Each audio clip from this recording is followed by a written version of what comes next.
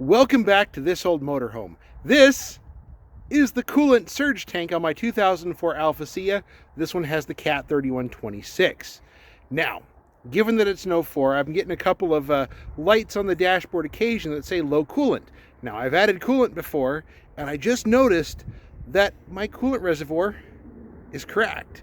It's got all sorts of cracks and stuff going on, and it needs to be replaced.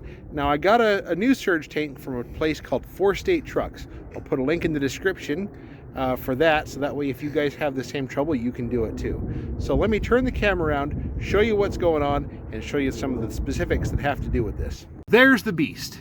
And you can see the spiderweb cracking that's, all over the place. There's some there, and it wouldn't surprise me if there's some everywhere else.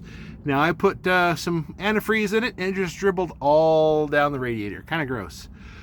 So you may be asking, how the heck are you supposed to get this out? There are 4 bolts that hold this in. Yes, 1, 2, 3, 4. 2 are on this side, behind that shroud. 1 is captive between this big old angle iron chunk of the radiator, and 1 is on the far side. Now, there's only 3 of them that you can actually remove. This one you have to remove by cutting it out or take the radiator out. I know which one I'm going to do, so I'm going to grab the Sawzall. We're going to cut that guy out before we do anything else because it's solid. It's going to be easier to cut. If you look real close up in there, I got it cut clear through. It does wiggle back and forth, but I got one hand on the camera, one hand on the flashlight. So just trust me, we got that done. You are going to need a long blade. Riker, how long is that thing? That thing's huge by large, isn't it? So it's just plastic. You don't need the most, fine tooth blade. Just something that'll eat through the plastic. Let's go inside and start working on the rest of it. Okay, so step 1. I am obviously beyond that, but you want to take the cover off with 6 screws. I put the cover right there behind me. Trust me, guys, because what you need to get at is right there. If you have this cover in place, you better be a snake to get all the way in here. Now, you've got 1 bolt down here. Shine some light on that. It's on that foot. That one's kind of a pain to get to, but trust me, guys, you can do it. Now, these 2, you can see there's 1 there and 1 up there. You can get at those 2 nicely. Now, the one on the far corner up there, break out the Sawzall, guys, you're going to need it. So you've also got this connection here, that little guy there that's a pinch, and you got 2 up there that are also a pinch. But I'm going to save those until I can scoot this back a little bit to get at those, because I want to reach all the way up there. That looks awkward. And just as a clarification, you may ask, where the heck can I put my feet? I have my incredibly cute assistant and Harvey the Golden Doesn't Retriever with me.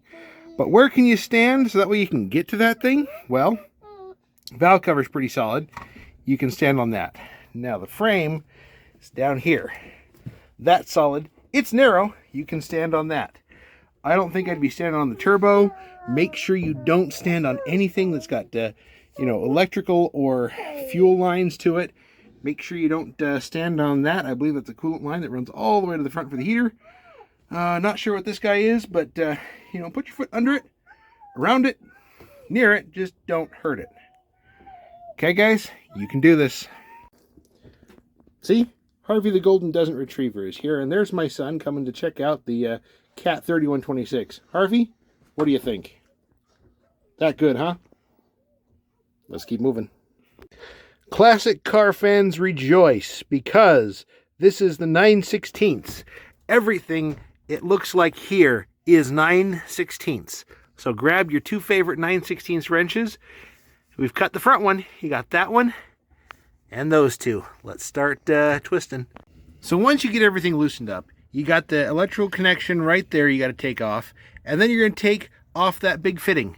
Use a big pair of channel locks and inadvertently spill every bit of coolant that's left in that coolant tank. Oops.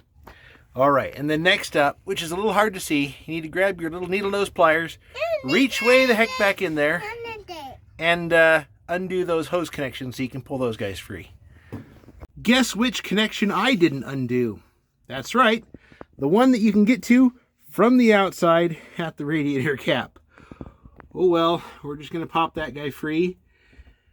And then I'm going to go take this guy, put it next to the new one, and make sure everything matches and swap that sensor.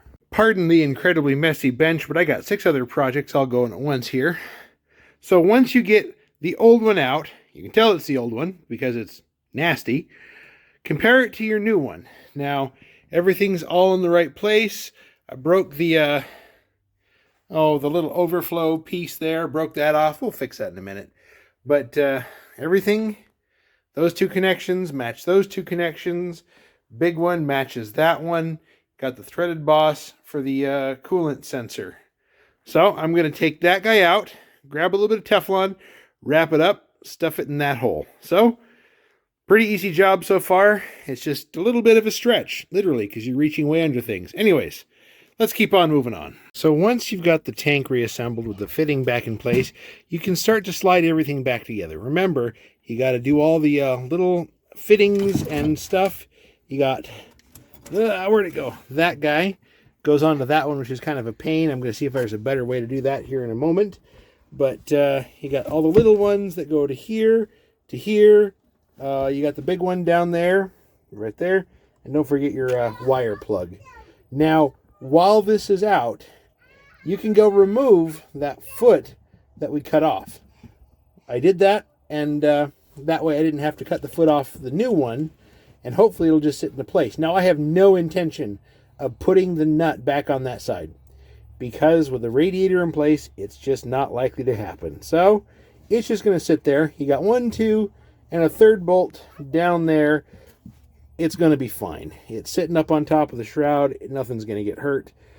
No harm, no foul. So, I'm going to get this put back together. You can see from this angle that the coolant tank is back in. I got the 1, 2, and 3 nuts and bolts put back together. I got to go outside and put the radiator overflow cap hose on it. I got it on. I just have to go outside and squeeze it on. Just couldn't grab the pinch connector where I'm at. So yeah, let's go to the outside and take a look. As you can see, it's back in place. I got the last hose connection, the little one up by the radiator cap. I got that squared up. It's now on there. So this really isn't that hard of a job. It's a little bit of a contortioning act, but you know, it really wasn't that bad. I mean, 4 bolts, a handful of hoses, an electrical connector that you have to undo and put back into place. Guys, not so bad. You can do this.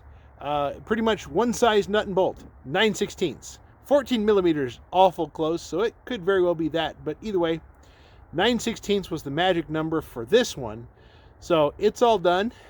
And I'm going to fill it back up with coolant. You guys don't need to watch me do that. Plus, just make sure you get the coolant, the right coolant that goes into it. Doing this stuff on YouTube, I have people get mad no matter what I put into it telling me it's wrong. So do your research. Put whatever into it that you think is right. So, thanks for watching. This old motorhome is getting a little bit better every day. So, we're going to keep on keeping on, and we'll catch you next time.